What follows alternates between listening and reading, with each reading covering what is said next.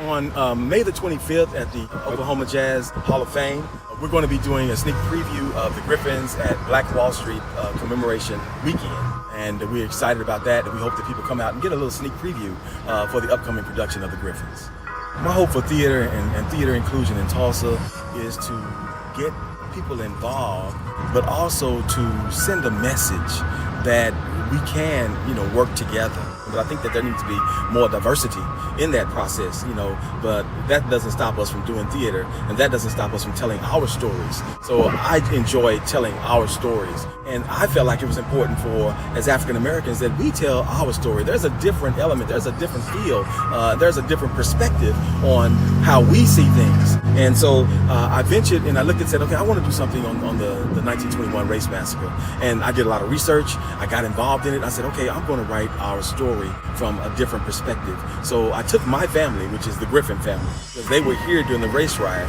So I took our story from my family and I applied that to the historical elements of exactly what was going on in the race riot. So the story is told from the Griffin family, but it's the actual events that actually happened. Those events really have been what has taken us to where we are today. I look at things that happened during the 1921 race massacre, and I see that those same things are happening today. So when people don't know their history, then they're doomed to repeat it. And it's been repeated a few times here, right here on Greenwood, in terms of our community. So I felt like it was important to move forward with that. And so it really sort of enlightens you to exactly what was going on. My purpose was to humanize it, to put actual people in it so people could understand that these are real people. This happened to real people. This is not just something that you can have in a textbook, and you can, but to really understand the feeling of that. People may disagree with me, they may agree with me, but in my research, it was a riot at first. It was a riot, and I'm proud of them, those men who stood up, who actually fought for what they believed in. We can do our own thing. If we wanted to recreate Black Wall Street again, we could do that ourselves. Why do we have to look at other people to come in and do those things for us when these are things that we can do? I think that it's important for us to have the right leadership in place. I think it's important for us to teach our children and to know our history of where we came from. And I'm just excited about being a part of telling those stories because I think it's important. And I'm telling stories from what my great-grandparents and my grandparents and my uncles, the way they told me. Right now, we're in rehearsals for The Griffins.